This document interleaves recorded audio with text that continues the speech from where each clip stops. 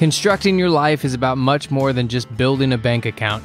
Each week, join real estate entrepreneur and mindset coach Austin Linney as he interviews guests who are constructing their dream lives and impacting the world around them on a daily basis. If you're an entrepreneur or wanting to start a business, or you just want to hear motivating stories of how others have overcome the odds, you are in the right place. And now for your host, Austin Linney.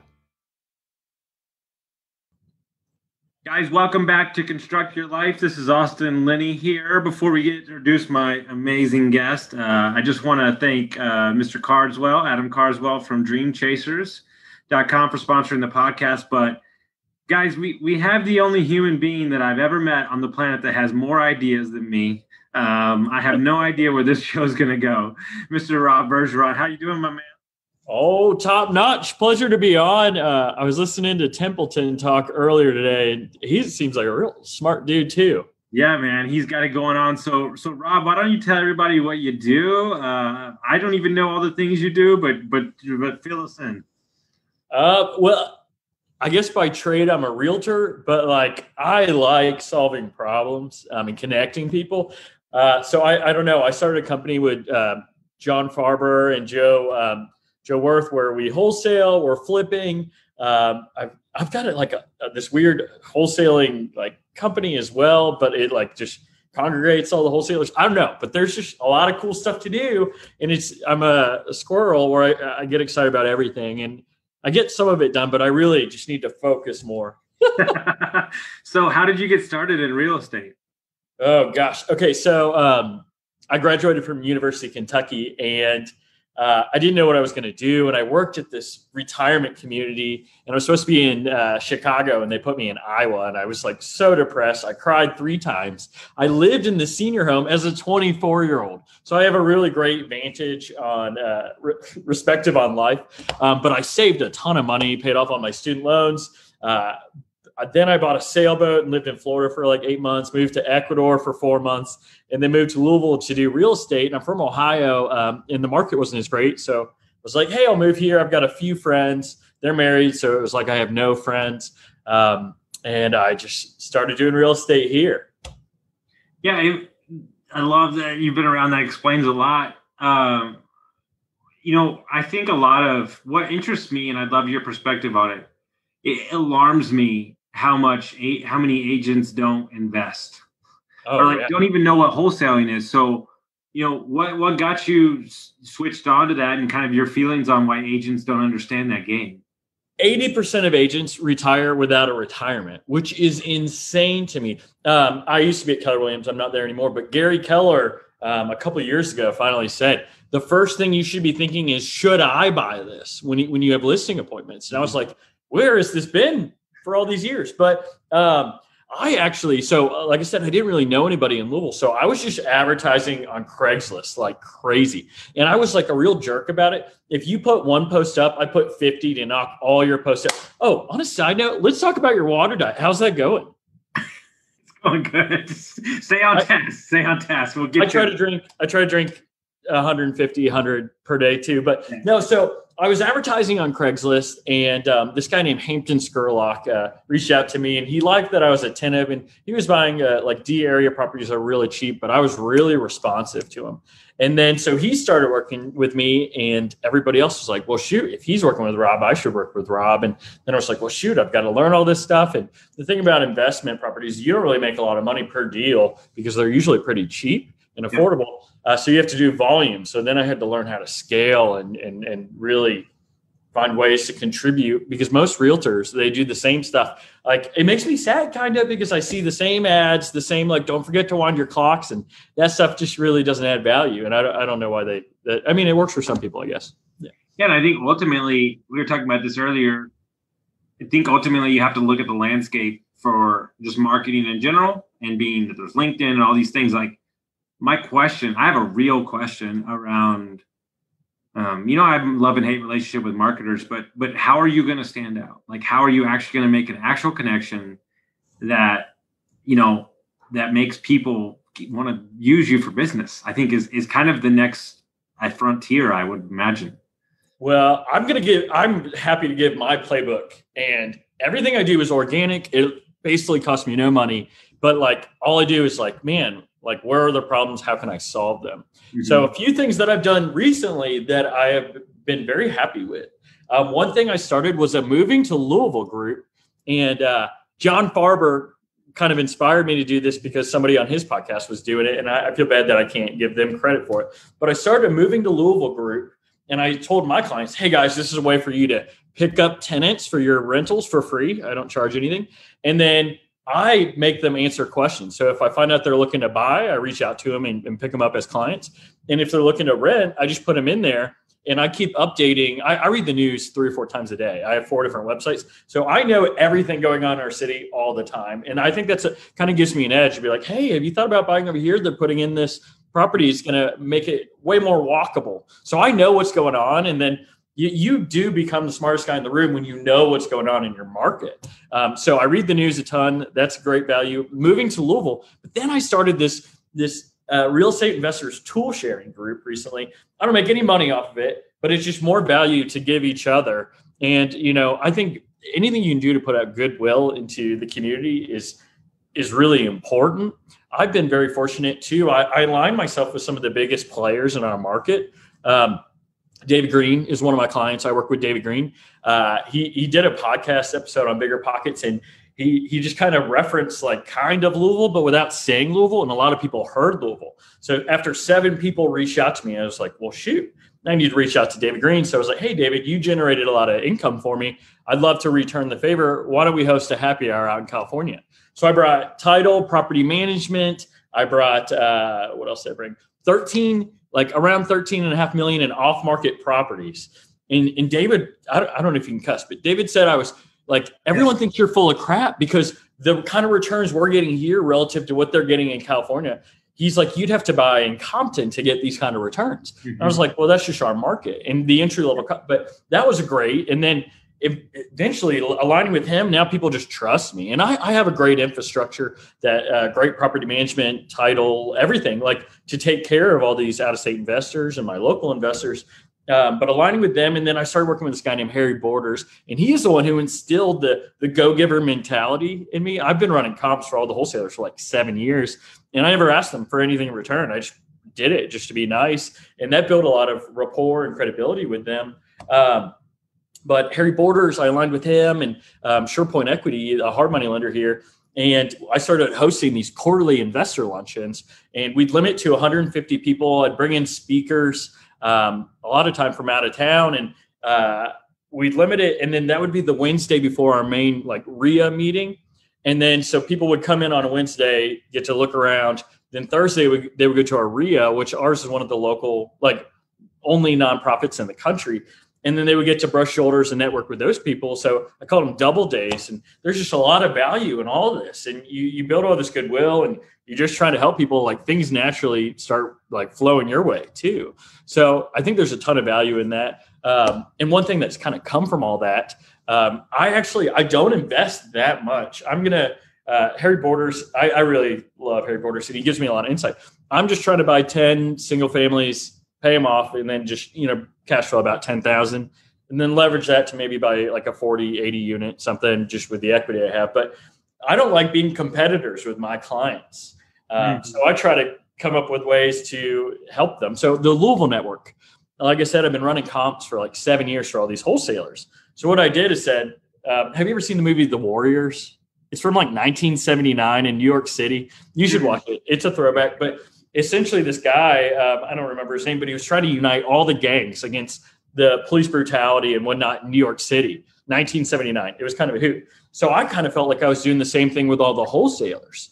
And I signed an NDA with all the wholesalers and got their buyers list and created a master list. So I have like a buyers list of over like 4,500 buyers for our small little market. So what they do is they upload their assignable contracts to the Louisville network.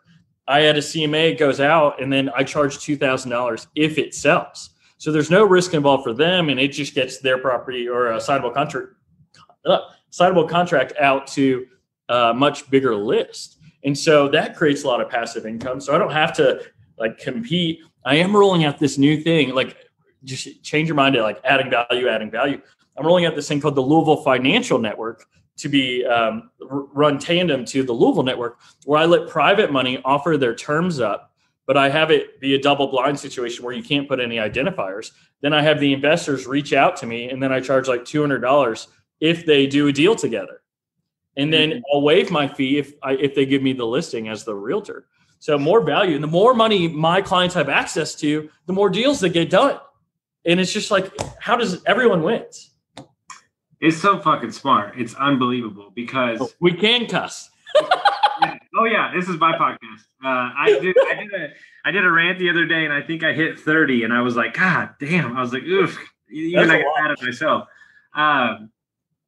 It's interesting, right? On a relative scale, you look at an Arizona, or you look at a Austin, or you look at a LA.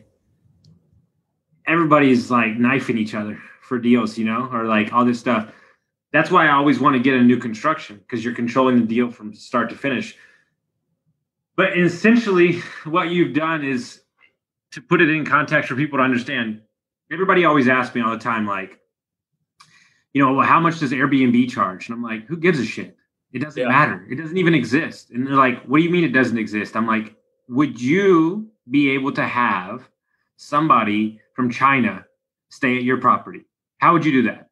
And they go, well, I couldn't. And I go, well, then what are we talking about here? Who cares what they take? Your property is marketed to the entire world. Yeah. And so essentially what you've done is created an avenue, a funnel for your buyers. And now you're creating a separate funnel for money, which are the two things that you need most, money and buyers. And you're the middle guy, and then you're an agent it's a genius plan.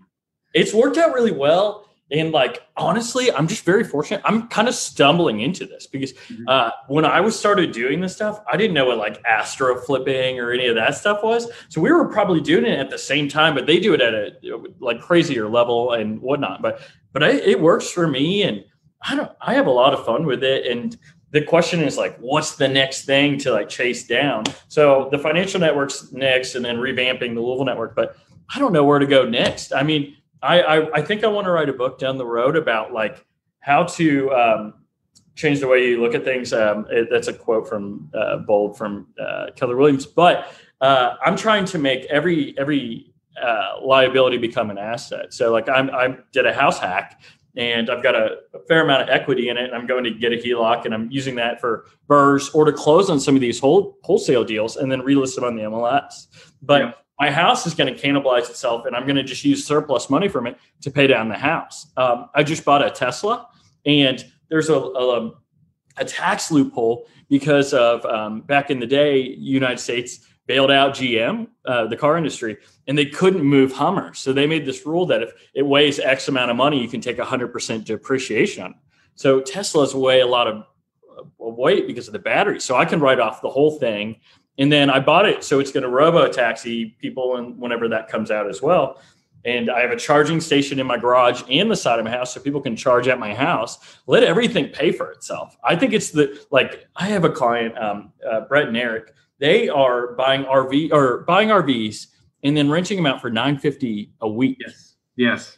Yeah. And so I'm like, well, I'm going to buy an RV now. And then you can buy a lake house as a second home and only put 10% down. It's like, well, I'm going to have a lake house now. So all these doctors and lawyers are doing all these things, but it's just a liability. And then they're swimming in debt, or they have to keep working. Whereas if you can make it something cool for you and your family and everything, it's just like, why wouldn't you do it? Well, I think the key, the linchpin to the whole scenario, before we unpack all of that, is that you entered into these relationships and these businesses not seeking anything. And I think through that clear vision, you were able to stumble in without feeling salesy or anything, because ultimately you were just trying to create a vehicle for people. Well, and that's another thing that's interesting is with investors, really there's no sales involved anyway. It's do the numbers work? And I always tell them, I was like, hey, I try to sell 20 houses a month. So if this one deal falls apart, it's not going to make or break me. So like, I don't take it personally. And the cool thing is I have today legitimately like 5-6 out-of-state investor calls, and I spend 20 minutes with them up front, set them up on drips. They get signed up on the Louisville network, and I introduce them to my sphere of influence.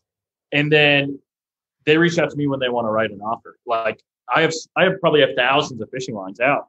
So, I mean, just doing a little work, it's kind of like a self-directed IRA. You get taxed up front, but then you get all the reward in the back with none of the time tax.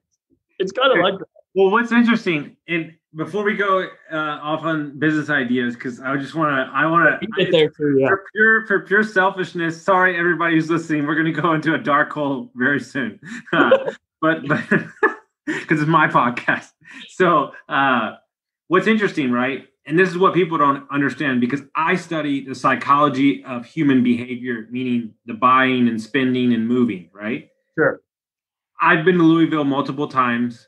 I think it's one of the most underrated cities in America. I don't know why it's not bigger. It's happening. Mm-hmm. But talk about what you're seeing since COVID. And you're seeing, I know we're seeing it in Texas, but what I think is we had an urbanization for 20 years. And I think with COVID, we've flipped it even when it wasn't supposed to be. Are you seeing the same thing that I'm seeing? Well, it's like the perfect storm, because in 2008, we lost like a substantial amount of our builders, but we also have nowhere to build in Louisville. Mm-hmm. So everything's been moving out rural because there was places to build. But now with downtown and not having to travel, those places are becoming really lucrative. Mm-hmm. And there's space. So, and then especially like with these robo taxis and everything coming out too, like traveling doesn't matter as much and people want to spread out. So I was talking to, who was I talking to? Oh man, I feel bad I can't source them. But it's Frank Miller, who I'm taking his flipping course right now. But he talked to his lender, and the lender had 11 loans going. Only one of them was in Jefferson County. All of them were, all 10 of the other ones were in rural areas. Mm-hmm. And it's very competitive price wise. I have a house under contract that 3 years ago you could have bought for 110, and we sold it for 200. Like mm-hmm. It's crazy. So yes. And Louisville has been very insulated. Surprising fun fact: second largest independent restaurant scene in the country. That's getting hit pretty hard, but I think what it's doing is really killing off the things that would have died anyway. 100%. And forcing a little bit of retirement. Well, if you look at it from a scale, right, on business, which I talked to multiple people in different sectors. I was in private equity. Like when they're laying off people 5 days into COVID, shit was already maxed out. I think that a lot of people got caught. They were thinking that the dance was going to keep continuing. So and honestly, like we're still getting new restaurants opening up. I mean, like our market it's fire. But the big industries here, the U.S. Postal Service, we have a world hub here because we're within 6 hours of 60% of the country. Mm-hmm. They're thriving. Everybody's mailing everything. We have Amazon here. They're opening another facility here. So those two are killing it. Humana's killing it, insurance. And then bourbon people are drinking a lot right now. So really, good to go. Yeah. We're doing phenomenal. Like I think Bigger Pockets had us as the 6th best market for collecting rent in the country. Mm-hmm. So we're a hidden gem. And I honestly though, to be fair, I really like the whole Midwest. I like Dayton, Cincinnati, Northern Kentucky, Lexington, Indianapolis. I think they're all great. I mean, like you really can't go wrong. Chattanooga, like there's so many cool places. I'm just very fortunate. I don't even know if I'd be half the realtor in a market that wasn't like investor friendly. Like you put me in LA, I'd sell a house a year probably. Yeah, 100%. And so what do you think? I talk to a lot of new agents. There's a lot of new agents out there. As a new agent, just kind of your advice of like how to, because I know everybody wants to do the same thing. Everybody wants to become an investor agent, but you said it earlier. There's not a lot of money in the deals. No, there's not. Especially like I was on a team when I started too. So I was giving up 50% of that Keller Williams. So they were taking another 30%. I was making like no money. It was the thing is, okay, so I'm on the board of our local RIA and we have 730 members. So as a new agent, you walk in there, like people are buying and selling. This is where I need to be. And then you just don't get any fruit those first 2 times you show up and they give up. And investors are tough. You have to learn how to treat each other, like set expectations, because they'll walk on you. They'll ask for reduced commissions. They will, ask you to scrape the windshield or whatever. They'll ask you to go out there and do stuff like you really shouldn't be doing. And as a new agent, you're like, yeah, probably that's fine. But yesterday, I have a property I got under contract, and this guy, he had his agent license in Florida. He's like, I'll let you represent me if you give me 50% of the commission. I was like, yeah, not really worth it for me. And then, of course, I ended up getting both sides with a different client because think about this. Why wouldn't someone list with me?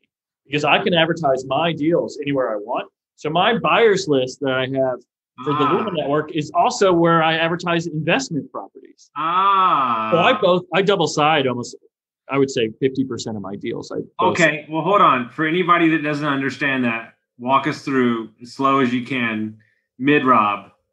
Okay. So I created this buyers list. So I have over 4,500 people on the Louisville network, and it grows every day too, especially like going on podcasts like this. And I send out my investment properties, my potential burrs that I have listings. I send them out there too. So, I mean, I don't really do it for flips because unless it has turnkey rental potential. But anything else I send out on there. And so my California people, they love safe little properties. And like, so I both sides quite a few deals. It's where I get the buyer and the seller. And do you know how smooth those deals are too? Because I like control the narrative. I make like my admin Colleen, she can just handle everything at one time. It's just kind of awesome. And I know where we're going to close. I know the inspection company, like everything's just very seamless. It just takes the guesswork out of it. So, and I think ultimately what I appreciate about your personality is this didn't happen overnight, but you're a tinker and you've kind of just like push forward. Okay, now here's the thing. And then we're going to smash some good people and systems around it. And then we're going to take this thing and then we're going to move on to the next thing. It seems like I would imagine that when somebody hears your story, just because I know you, they would think, man, this guy's really busy. I mean, don't get me wrong, you're busy, but I don't think you're as busy as it sounds. Oh, no. Today is like my busiest day of the week. But if I look at my calendar, today's actually just really packed for some reason. But tomorrow I have one conference call, and then I'm doing Brian Simmons Go Giver. I signed up for. That's what I'm saying. I had a feeling. Yeah. One conference call on Thursday with a new client, and then I don't have anything on Friday. But I try to use that time to like Peloton and like, I try to better myself during that time. I'm reading. I started doing Blink. Some of these like business books are really tough to grind through. Yes. So I've been doing Blink because it's like 1 hour. It's very concise, and I'm so ADD. And I think usually that's a bad thing, but it works for me. But I really like Blink. I don't have any ownership in it. I just think it's been really good for me. No, I like it too. And I think, what I've been doing is I listen to it on like 2.5. And so I can knock out a book pretty good. But I think for me is there's books that you want to like dive into. And then there's a lot of books that you take like 1 or 2 points out of. What's interesting to me, I don't know if I would tell my younger self this, but somehow I kind of fell ass backwards into a lot of these books. I wish I would have got this information at 21, but at 38, somehow in life, I kind of, it worked out. It worked out. Yeah. So another tangent. Yeah. Think about how deliberate you become just like from picking up one little thing here, one little thing there. I mean, you transformed your body. You're doing a water fast. Like you're past 70. I'm 160 hard. Yeah, no, I mean, like, that's insane. And so, like, but I think if you can apply a little bit of everything, like, you become this, like, I had sleep apnea. I think on John's podcast, I talked about morning wood, I was falling asleep at red lights. And people, even then, when I was like heavier, people still thought I was an energy guy then. And then now it's like, whoa. But like, it is crazy, like how much that little catalyst has been such a huge change for my entire life. Wow. What's interesting? A couple things there that are very important. One thing that I've always loved, especially when I get around high achievers and big time investors, they're the pickers. And what I mean by that is, the game where you pick the thing, they survey the room, they survey books, and they take the ideas they need, and then they leave everything else. Mm-hmm. The other group of people take everything and try to, you can't just take a little bit. Yeah, just take a little bit. And here's the bigger thing. When I coach somebody, and let's say their life is not where they want it to be, or they're making a bunch of money in their personal life, doesn't matter. Health. what you eat, when you sleep. These are the things that when you nail those, everything else is fucking secondary. It's way easier. I agree with you 100%. Like just drinking more water, like, has been a game changer. I think two things. One, Zac Efron showed me that we don't know what the fuck we're drinking. First of all, I got a zero filter. I've never tasted water like this in my life.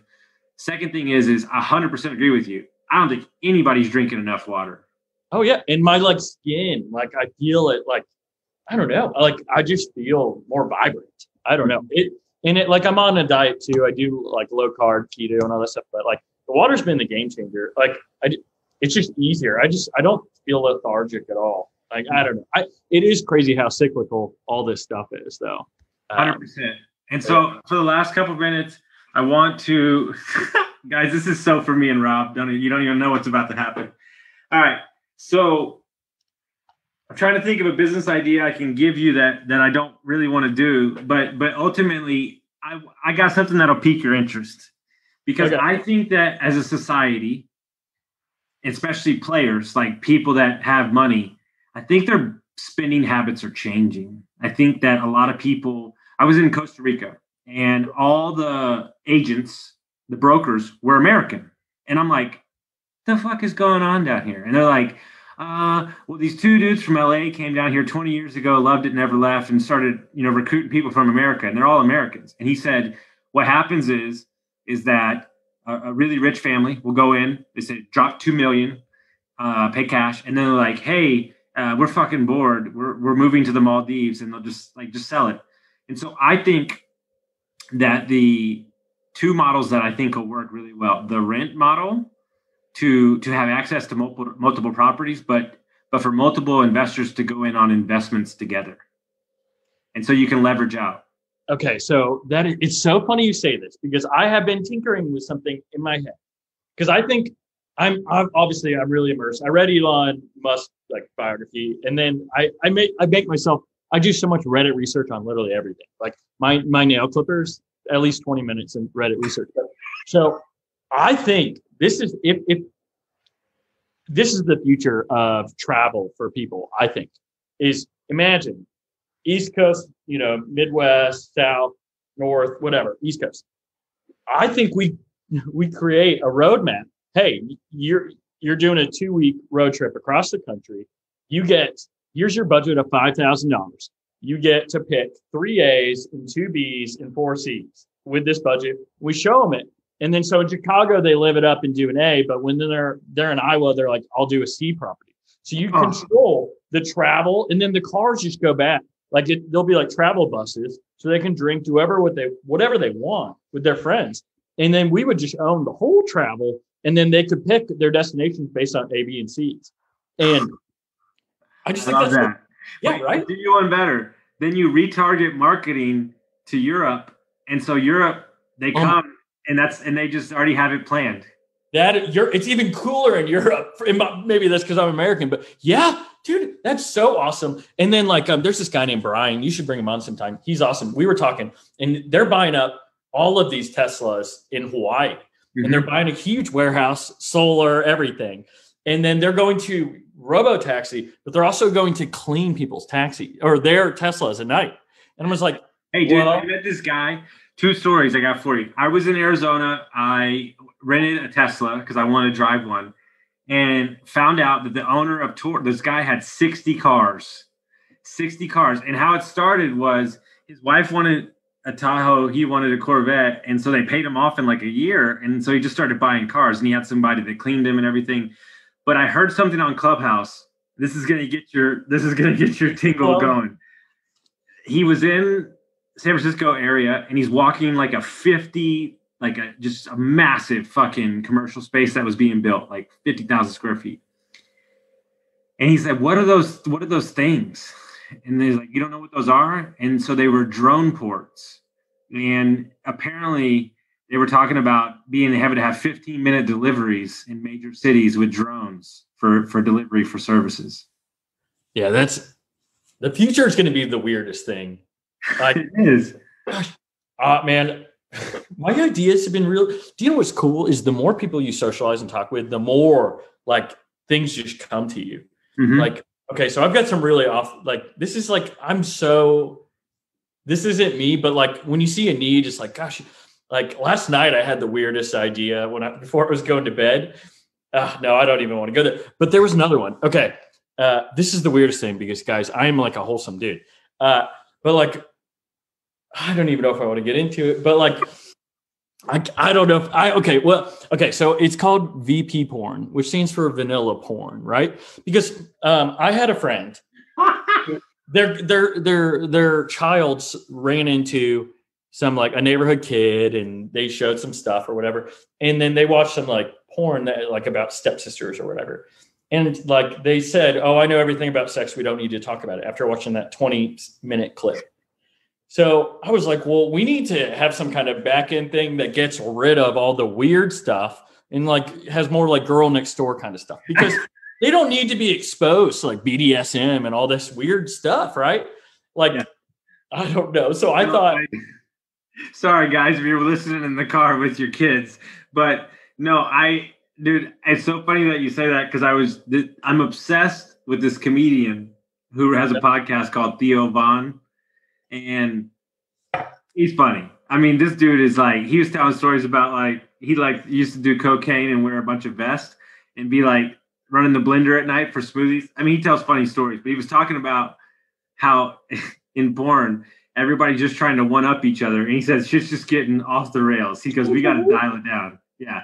Okay. Wait, I had a wholesome thing to go along with it though. And I called it the curriculum. And I haven't really thought it all out, but it would be like my parents, they paid me, or not paid me, they would buy me video games or CDs if I read these biological books, and then I could answer a few questions as a kid. But we really didn't like talking about stuff like that. But I want to start something called the curriculum, which has like My Girl, where you see this boy, girl, they're in love. Macaulay Culkin. Okay, I don't know if I want you to finish the story. No. So essentially, it's just like progressive movies that just show you what love is. And then it never gets too crazy, but it's like, it shows that love is something between someone that you like know, not with a stranger. Mm-hmm. Like there's feelings involved. Like, I think it's just like a more proper way to show kids, like relative to like just crazy stuff. But okay. So I'll tell you the weird idea I had last night. It was called, I don't know. It was like The Implication or something. And that's from Always Sunny, but it was like basically it would anonymously send text to people. So I would send one to you and say, Austin, I really want to see you run around town in the Borat outfit. And people like, you wouldn't know who's asking and who's paying, but you would do it and there would be video of it. So you could ask people to do crazy stuff and pay them anonymously. And then you would just take a cut. I have more wholesome stuff like my yard sale apps. Okay, so Gary Vee never responded to me on this, and he's a fool. But if you are an app developer, please, I think this could be really cool. But essentially, I want to reverse engineer how yard sales work. So I want to call it treasure hunt, which is too on the nose. But essentially what I want to do is, let's say you want a Michael Jordan rookie card, and you say, I'm willing to pay $100, which is really ridiculously cheap. But you say you're willing to pay $100. Well, my grandparents or these hipster kids will go to the yard sale and ask this person, how much is this Michael Jordan card? And they'll say $5. Well, they know they have a $95 spread in it because I already have the end buyer. So it would lock in the end buyer at $100 and it would move, but you would have to take a picture at the yard sale. I want it to be like a treasure hunt. So now you can go through yard sales, pull up every record. Oh, someone's willing to buy this. Someone's willing to buy this. Gives you something to do every weekend at estate sales, whatever. And everyone gets what they want. The end buyer, the treasure hunters. I don't understand why it doesn't exist. Guys, see, you know exactly what I'm talking about. You just went into the black hole for the last 15 minutes. This is how these phone conversations goes.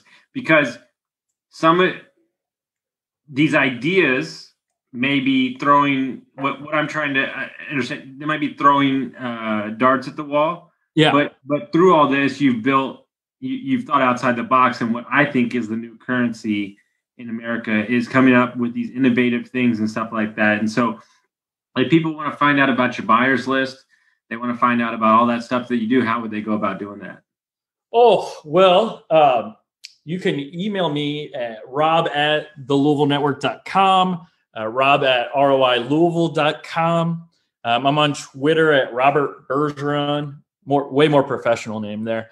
And then those are probably the best ways to get a hold of me. But literally, like, my only thing is any realtor can do everything I'm doing. Just don't provide fluff, provide value. Like, it's just really important. And then, I mean, even doing this podcast, think about all the people you're bringing value, and then think it's just so smart. Yeah, you're killing it. And you're being so deliberate in your life. I mean, that's got to be rubbing off on everybody around you too. I would hope. You know what's odd for me, and it's not even on purpose, but there's like 7 people doing 75 hard because of me. And I didn't even do anything, right? And so it's like, if that can do something for you, like, then great. I mean, I did what I'm supposed to, and we're good. And like, I have my own reasons behind it, and so I'm good, you know. And so it's one of those things where it's a byproduct of just being who you are. And I think that's what I champion everybody to do. And guys, if you like this episode, make sure you send it out to your friends, and we'll see you next time. Pleasure, Austin. Thanks for having me.